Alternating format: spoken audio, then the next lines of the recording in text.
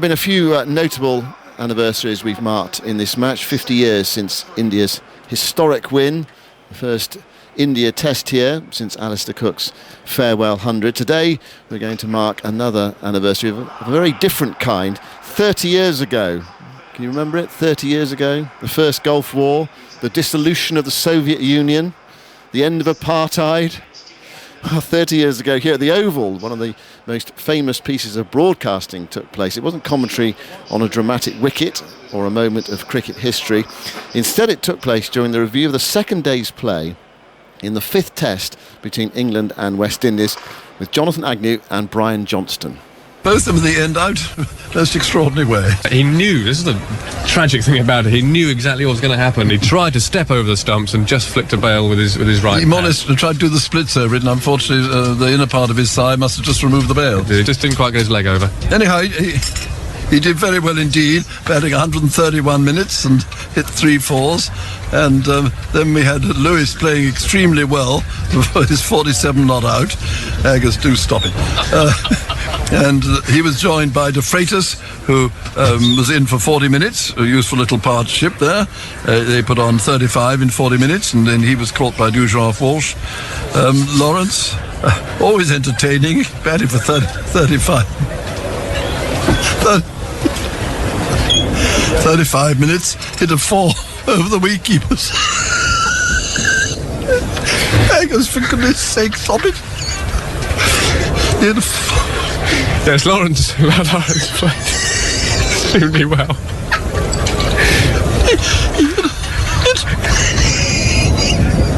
He hit a 4 over the wicketkeeper's head, and he was out for 9. And Southall came, batted for 12 minutes, and then was caught by Haynes off Patterson for 2, and there were 54 extras, and England were all out for 419. I've stopped laughing now.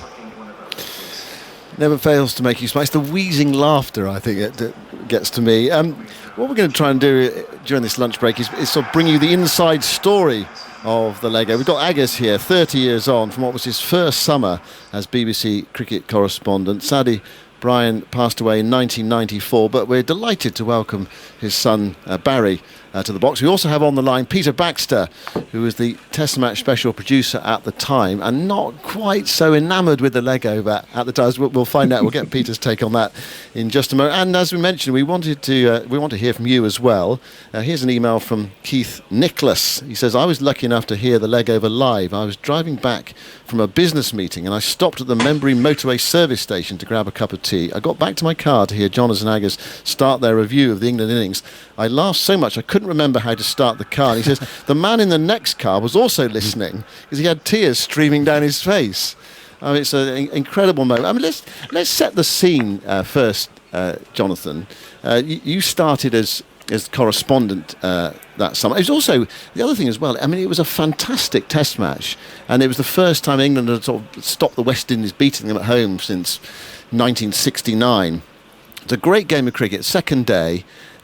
But you weren't a commentator then, were you? No, I was just a summariser because I hadn't really done any commentary before. So Peter very wisely decided that at my first summer I should just be an expert summariser, which was in the lofty company of Fred Truman and Trevor Bailey. I think Brian spent most of that summer working out who I was because he had these brilliant cricketing greats alongside. And then I popped up. I was only 31, and I don't think quite entirely got to grips with that. But I just spent the time sitting next to him and sort of learning the ropes, I suppose, how you'd put it. And how did you get on with him? Brilliantly from the very first moment. I mean, we shared, well, I'll let Barry expand on that, but I think Brian and I shared the same very silly sense of humour, the same sort of love of innuendo humour, and we just clicked, really. I mean, we just really did get on very well, and he never ever said, "This is what you do, Agars," or "Try this," or anything else. But just being able to sit beside him and work with him. It meant that it did rub off, and a lot of it rubbed off. And I think, there are moments now where I think of what Brian might have done in those situations, and I think we more or less would have done the same sort of a thing. I always felt that if I hadn't worked with Brian, and I had 3 summers with him, I know what broadcaster I would want to be, but I wouldn't have had the confidence to have done it. And that's what Brian Brian gave me to just broadcast in that sort of a way. Now, Barry, when Brian left the box that day, he was a bit worried, wasn't he? Well, he After that was. incident? Yes, I mean, he thought his career was over. As Peter will tell you, I think. I mean, he was absolutely distraught. I mean, he was then about 78 or so. So he was very he was 80, old. I think. Yeah, he was nearly 80. He was, Yeah. he was old for a commentator. And every year he would say to the BBC Sport, "Look, do you want me to carry on another year?" And they'd say, "No, yes, just as long as you want to." And he thought, well, they'll think I've lost it now. I'm senile. And it was only the next morning when he came in, and there were all these messages and phone calls from people saying it was the funniest thing they'd ever heard. He thought, well, maybe it's not so bad after all. Did you speak to him that evening? No, I didn't. No, I was down in Brighton, but I heard it when it was happening, and I was in my flat in Brighton, and I heard Aggers say couldn't quite get his leg over, and it was when it was the catch in the voice when Brian said, "Anyhow," I came back in the room because I knew he was going to go. I mean, he had this thing. He would see the funny side in something, and then the giggles would come, and he just couldn't stop. For those of you listening who don't remember him, give us an idea of how big a star he was. Well, he'd been around for nearly 50 years. I mean, he started doing the cricket commentary on television in 1946, if you can believe it, with two matches against India. And he did 24 years on TV, so he was the voice of cricket on television when there really wasn't anyone else doing that. And then he came up to retirement in 1972 when he was 60, and he got sacked by television. And thankfully he was picked up by radio, and he did another 24 years on TMS. So people who loved cricket had been listening to him for all their lives. But he also did so many other programmes. The big one was Down Your Way, which was almost bigger than Test Match Special. And we would walk down the street, and people would just recognise him and call out, "No cricket today, Brian," and all that. And we would travel on the tube, and my mother would say to him, "Don't talk." Because if he was standing there, people might not recognise him. But as soon as he started talking, the whole carriage would turn around and go, "It's Brian Johnston." Yeah. That voice, it was royal occasions and Princess Diana's wedding and everything. He'd done them all. It's amazing, isn't it, to be recognised by your voice Yes. rather than your face. Now, Jonathan, you've got to be honest here, haven't you? Because the leg over, which you actually delivered on air, it wasn't actually your line. It was. Go on. I mean, we've got John My Etheridge. friend sitting next to me. Yeah, well, John Etheridge from The Sun here as well. See, what happened was, I mean, the build-up to that game was all about Ian Botham, because, as you mentioned, if England won that game, they would level the series, and that was unheard of against the West Indies at that time. So it was a big occasion, and Ian Botham was brought back into the side. And I can't remember why he hadn't been in it, but he hadn't been in for a couple of years. No, had he hadn't. No. I always assumed it was one of those sort of suspensions, but I'm not sure. But anyway, the fact is that the build-up, with Beefy coming back, included all the sort of the newsy aspects of Ian's life, which is why I think Brian sort of locked onto the leg over bit, because there was all this, the broken beds in Barbados stuff and all that thing was all over the news, and so that I think was part of that. So there was huge interest and excitement, obviously, in Ian playing again, and in fact he'd made rather a scratchy 30-odd, and it wasn't much of an innings really, and so the commentary box, of course, in those days was at the far end of the ground, right at the top there. And it was joined up with part of the stand that was there, and that was where we could get a cup of tea. So I went down there, and well, here he is, John Etheridge, cricket correspondent of The Sun, who's been around about as long as I have. Well, it's John's job to come up with lines like that, isn't it? Yeah, I seem to remember that I sort of whispered conspiratorially to Aggers, I know what our line will be tomorrow. It'll be Botham couldn't quite get his leg over, which I don't actually think we ever use, in fact, so I'm happy to pass it on. But and I suppose in itself it's not especially hilarious, is it? But it's the fact that it was Botham who was, as you rightly say, was coming towards the end of his career, but was still a absolute superstar of the sporting landscape at the time, and with all the background with stuff in Barbados and so on, and clearly it just tickled something with Brian Johnston, and I guess once he gets the giggles, it's difficult to stop. So from the moment John said that to the moment... Well, I laughed. I was drinking a cup of tea and I thought, oh, yeah. I think what you actually said was Ian Botham cocks it up by not getting his leg over. Oh, yeah. That was your actual line. Probably an extra little bit of... and I laughed. It was funny. It was silly. So I finished my tea and said, thanks, John. I went back upstairs. And, of course, when I got there, by now a bad-lighted had stopped play, so there was no cricket going on. I walked into the commentary box, and it had been my first year, and actually, as far as the summer was concerned, it had actually been quite a good summer. So what I had never done, although I'd obviously sat beside Brian and the others all the way through that summer, I had never done what I was about to do, which was to sit down beside Brian Johnston and Phil. When it's raining or whatever, everyone knows what that means. And actually, it was quite something, because I remember listening to that sort of thing when I was a boy at home, and with Dad listening to the radio and just listening to them talking. But I hadn't done it all summer. This was my 5th test, and it hadn't happened. So Peter Baxter, there were some big old chairs up there in those days, like leather backs and so on, and he pulled back this huge chair, almost like a throne really, and sort of gestured that I should sit down, next to the great man and in the gloom, and do our review of the day, which is why Brian was just so obsessed with getting through this scorecard, because that was what we were supposed to be doing. It's supposed to be a proper review of the day. And he just kept soldiering on. So when you went on, did you have this in your mind that you would say it, or did it just one of those moments you just came? Absolutely not. But he because it was Brian, he did keep pushing, and he had a thing that was a sort of a shortish version of what actually happened, because up to that point there had been at least 2 mentions, if not 3, of inner thighs and a sort of a wink. It was just what he did. And he was trying to make me laugh, really. And when you heard it, John, were you listening live, or did you hear it later, or came out later? Yeah, I didn't hear it live at the time, but I know really not until the next day was I aware fully of the response to it. I know Aggers, I think, was initially concerned. Well, we'll talk about that in just a moment. But so when you heard that line, did you think, he's nicked my line there? Well, I've nicked plenty of people's lines in my time. I owe you, because I got paid 50 quid for doing the leg over, so I owe you 15% of that. Yeah, I wouldn't mind being on royalties. It's not very much. No, okay. So lots of people enjoyed it. Lots of people were, listening live and heard it later. And we'll come to that in a moment. But one man who was not impressed, he really wasn't. And I've talked to Peter about this over the years. Peter Baxter, who was the producer of Test Match Special at the time. And if you listen closely to that insert of Jonathan and Brian talking, I think in the background you can. I'll tell you when it was. We'll hear from Peter in a second. But it was when I tried to talk and say Lawrence, and then I collapsed. It was because Peter had come stomping up from the back and hissed, "Will somebody say something?" And you can just, if you listen very carefully, you can hear it, which is why I tried to say something, and actually it made it worse. Go on, Peter. Yeah, good afternoon to you. Yes, it's extraordinary. When I first heard the line come out from Aggers, I knew instantly we had possibility of trouble, and as Barry said, it was that little hiccup that Brian gave that made you think, oh God, we're stuffed here.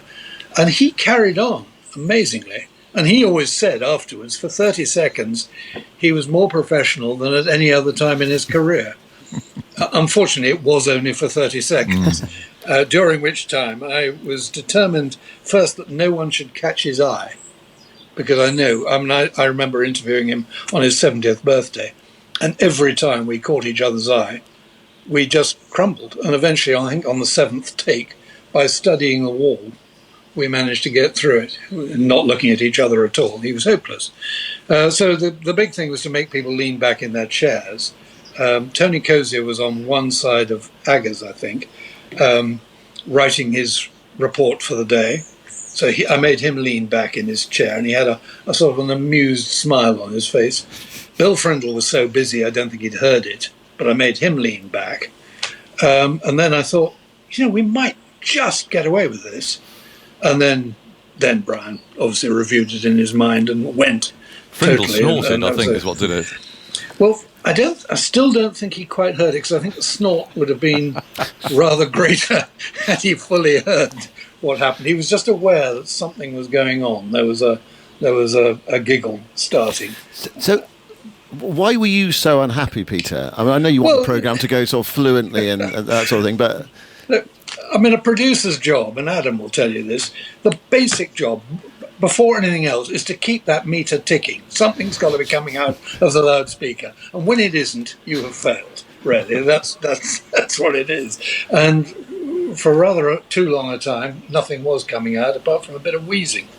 And, Which we couldn't hear because with this is again the point, with 20-odd thousand people in the ground, you actually couldn't hear the squeaking and the wheezing at all, could you? So, I mean, you did think it was absolute silence. And I wasn't really aware of the squeaking and the wheezing either until it got played back again. And it was the squeaking and the wheezing. That was the funniest Exactly, bit. exactly. I mean, it was when he suddenly did that really high-pitched squeak. That's yes. when He just, everybody went because there. he was determined to keep going, and he just got higher and higher pitched. And it was, it's hopeless. So Barry's mentioned that Brian thought his career was over. Yes. What was the sort of atmosphere in the box after that incident, and sort of as you went home that evening? I mean, did you go home? Were you stomping home, Peter, and kicking doors? Well, I was a bit, yes. I mean, I'm probably rather like him. And I think, to be fair, Aggers might not admit it, but I think even he thought, oh God, I wonder if I took the old boy a bit too far. Well, I did, but I saw you both storm off. What's my first year on the job? Yes, you've got to remember, it's 30 years ago, and there was things you couldn't say on the radio then that you might get away with now, and I think that has to be borne in mind as well. And of course, the next morning when we came in, Radio 2, I think it was, had been playing it every hour on the hour as a sort of. Well, someone else who has been playing it as well, Peter, was Gary Richardson, because some people didn't hear it live, but Gary Richardson played it on Radio 4's Today programme. And Gary takes up the story.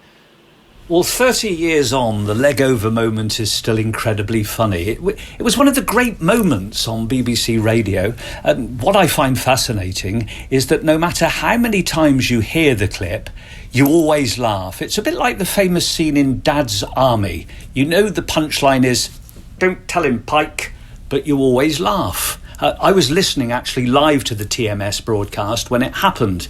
And I thought to myself, this is fantastic. It's so funny. I was presenting on the Today programme the next morning and I thought to myself, I must replay it. I know the listeners will love it.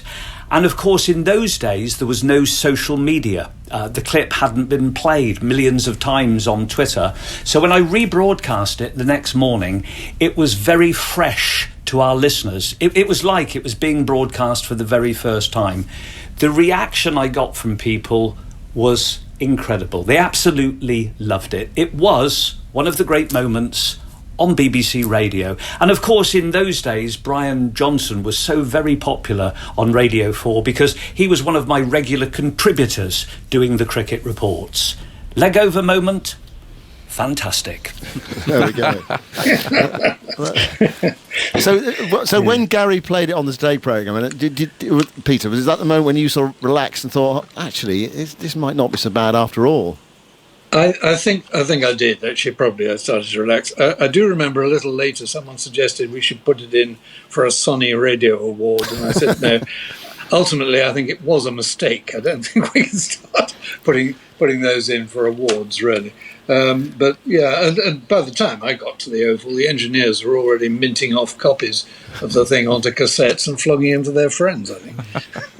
And John, did you pick up on it in your paper? Or? Yeah, I'm sure we did. I mean, of course, now with websites and online, it'll be all over the newspaper websites. But of course, back then, when we were just print copies, you couldn't play a clip, could you? But now, of course, it would go viral, as they say. Matthew Oates says, I was driving off the blessed M25 to the equally blessed M4, both liberally endowed with roadworks. Cars were slewing into the emergency lane, their drivers collapsing in helpless laughter. Those not of our faith and disposition hadn't a clue what was going on and got cross, and that added to the chaos. Somehow no harm was done. All things are for the best in the best of all possible worlds. So Jonathan, you also thought that you might have overstepped the mark. When did Brian you think? left? When Brian walked out with Peter, and there was no Radio 5 in those days, and I was writing my report for the morning by myself in the commentary box, and actually I felt a bit sick. I actually felt sick when it was actually happening, if I'm honest. Yeah. You know, there's bits where you think, oh, this is funny, but the reality is you're broadcasting and you're both incapable of talking, and you know, I was very inexperienced, and it was actually quite a frightening sort of a thing. You know, you've got Brian Johnston, one of the great broadcasters of all time, is in a heap, and so it actually didn't end well, and we got off the air and they left, and I was sitting there thinking, that was, oh dear, you know, you have been a bit silly there perhaps. But then the next morning, and I was sitting in the commentary box to do Gary's piece for the Today programme, and I assumed I was going to talk about the next day at the cricket. So I was there waiting for him when he played it, and he had John Humphreys and co, and they're all laughing, and then I came on and everyone was laughing, and I thought, we're going to be all right, we're going to be okay here. So then the letters arrived, then Brian arrived, and he was still a bit frosty, and I said, look, Brian, I promise you, I've just heard it. You've got all these letters. I'm going to take you downstairs and just please come and listen to it, please. So he went down, and the engineers were underneath us. Tim was there. I wonder if he's been with us for a long time. And we opened the door, and they were literally franking off copies. They literally were. And I sat Brian down in there, and it was a funny little wooden walled room. And we sat down, and I said, come on, and they played it. And he and I sat there and listened to it. And he had tears pouring down his cheeks.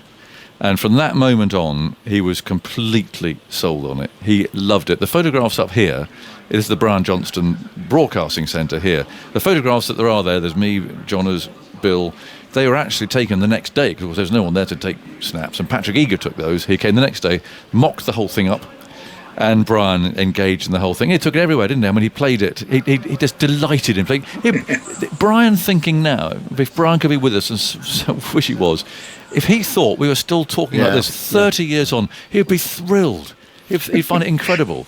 Yes, I mean, he started doing his one-man show, An Evening with Johners, and I made a cassette of it for him, which he used to take around with him, and he used to play it at the end. And that's, I think, when he really realised how people loved it, because as soon as he started playing it, the theatre audiences would be weeping with laughter. Yeah. And so, I mean, he knew really that this was actually his legacy. And sadly, when he died, all the news programmes, the BBC television news, radio news, they all played that clip. And I remember watching them, and I didn't know whether to laugh or cry. But I thought, what a wonderful way to be remembered. There's a big discussion about that. I remember, do we play that on the 6 o'clock news the day he died? And it was so good that they did. There are people now that never heard his radio commentary, never heard him on Down Your Way, but they'll have heard the giggle, and they'll hear him laughing and think, well, he must have been a good bloke. Yeah. Mike Sharman emails, he said, I was being taken back to university by my father. We were driving up the M6 and had to pull over onto the hard shoulder due to laughter and tears. The amount of cars that had done likewise was incredible. There were more cars on the hard shoulder than the actual M6. A great moment to have shared, he says. Now, the Legover audio is actually the second most requested non-music clip on Desert Island Discs.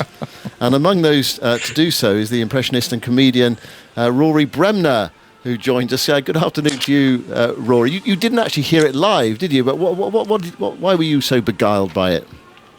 Well, I wish I could say I was in the South Pole or a Greek island or even on the M6, but no, I think it was through the Bush Telegraph, wasn't it? I mean, it suddenly went the equivalent of viral in those days and on the news reports. But I mean, I think it's been mentioned earlier. There's something about people reduced to helpless laughter who are trying to carry on, and as you said, John has always tried to be professional, and he just clocks it early on. But I think what really does him is when he talks about for the wicket keepers. You've been practicing that, Rory. You can't. It's the word H. That's when it all comes out, because you've just got all that uncontrollable thing. I mean, it was just a beautiful delivery by John. I didn't realise it was John Etheridge's line, but I mean, that was like Shane Warne to Mike Gatting. It was absolutely. It was a perfect delivery to John. It was absolutely in his sweet spot, because I think it was John loved stuff like that. I think he was the one who came up with the bowler's holding the batsman's willy and all that. So he loved that, and he tries, doesn't he? He tries for 20 or 30 seconds, and then helpless stuff. That's very good. Well, if we ever lose the tape, we just get Rory to reproduce it. I got it on a loop. Yeah.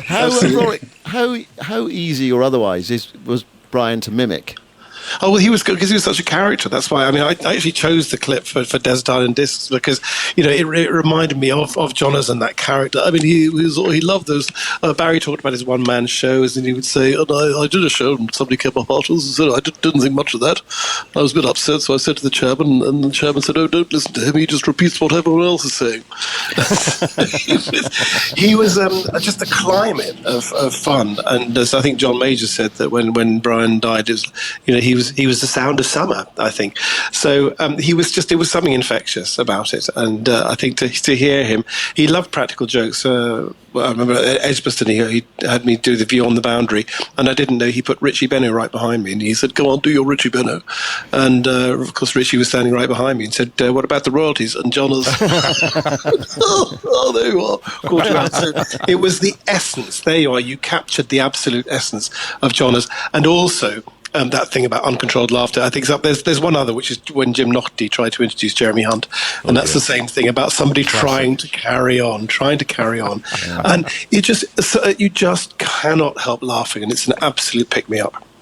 Barry, did Brian ever say the bowler's holding the batsman's willy live on air on a radio commentary?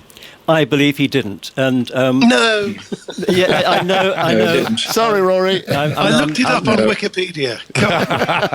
It's in the Oxford Book of Quotations, but I was hired by the BBC to put together a thing called Johners at the Beeb, which was a big sort of audio book, and so I had free access to the BBC Sound Archives, and I went through everything, and the only references I could find to him saying the bowler's holding the batsman willy, he always prefaced it with, and then there's the one I didn't realise I'd made, but a listener wrote in and said, "Do you realise what you said yesterday? Yes, the World Service, welcome World Service with the news, the bowler's holding the batsman's willy." And of course everyone wanted to believe it. And so he perpetuated it, but I have never found a tape, and I'm sure Peter Baxter would have found a tape as well if there was one. Did he say the one about Glenn Turner when he was hitting the box? He said, "Oh, carry on, one ball left." Yes, he did say that, I think. Yes. Oh, there we are. We are actually going to hear a bit more Brian in just a moment. But John, Peter didn't allow you to work with Brian next to each other for a while, did he? Well, Brian refused as well because he said, it's impossible. If we try and work together and we catch each other's eye, we're just going to collapse in laughter. So Brian refused to work with me for a year. But people kept writing in saying, "What's going on? They did a wonderful leg over. Why can't they be together?" So we managed to sell Peter the thought of doing Your Letters Answered at Old Trafford. Tea break. What could possibly go wrong? So Peter agreed. Brian agreed, and as long as we sat at different ends of the commentary box, so he sat over that end, I sat this end, we didn't look at each other, and we got all the way through. Now, the only thing that could possibly go wrong with Your Letters Answered is if you don't actually get to see the letters first. And for some reason, Peter was very secretive about these letters, and he'd open them at the back, and then would just, when your time came, he'd hand one over and put it in front of you, and you'd read them blind, which is why, well, you got this one, this is why this happened. Yeah. So your coming together again didn't exactly go to plan either. No, it was a shambles. Yeah. Let's have a listen. Just going to quickly in as the umpires come out. Yep. Can you please explain why in the game of cricket an appeals procedure is necessary or justifiable? This comes from...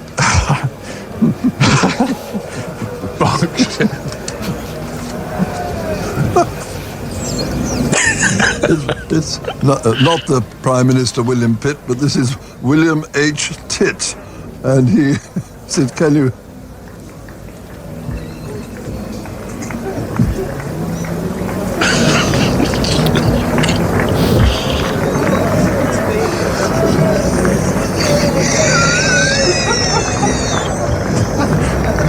The umpires are coming out. Here they come, John. As you move over, and I'll do some commentating. Trevor's come to join me with a cup of tea. Well, there was that wheeze again. That was Manchester. He wrote to Mr. Titt. A nice handwritten letter, and said, "Look, and apologised for having laughed at his name," and he never got a reply back, which I was disappointed. Yeah, that is my favourite, I have to say. That is my favourite. Peter's still with us. How did you react to the second one, Peter? Oh, gosh. And there was another one that involved Javed Mian. Oh, it did, yes. They actually were paralysed to the extent that wasn't even wheezing. It was just silence. It was awful. Anyway, I rewarded Aggers for the leg over incident by making him commentate on the Sri Lankans for the next test, which that was his first experience of commentary in the days when we didn't really know their names as well as we know them now. Yeah. Oh, that was happy times. The umpires are coming out. Rory, just one fight. Why did you go for that for your Desert Island Disc then. And was it your favourite? The one there's one you have to. I can't remember. I think it's just because you can't listen to it without laughing. And whatever mood you're in, wherever you are, you listen to two humans laughing uncontrollably and trying not to. It's irresistible. That's why. And was it the one record that you there's one you can keep on? I'll say it was, but it may not have been. Right, okay. I might have chosen a bit of Carmen or something, but anyway, it's always there in the locker. Great, thanks very much, Rory. Ian Cheers, Tanner Rory. is one of the funniest things I've ever heard. I've been listening to TMS for decades. On that particular day, I was working on a scaffold 30 feet in the air, and the radio that was ever present was tuned to TMS. As the leg over and its aftermath ensued, I collapsed into helpless laughter to the dismay of bricklayers and carpenters present. They were more the Radio 1 types, he says. But God bless dear old Brian, one of my heroes. Keep up the good work, and long may you all continue to do so. Well, that's the point. It's just so lovely to hear Dad's voice again. Thanks very much. That's what's really, and just remember him, remember that laughter. Yeah, thank you very much to Jonathan and to Barry and to Peter Baxter and John Etheridge and Rory Bremner.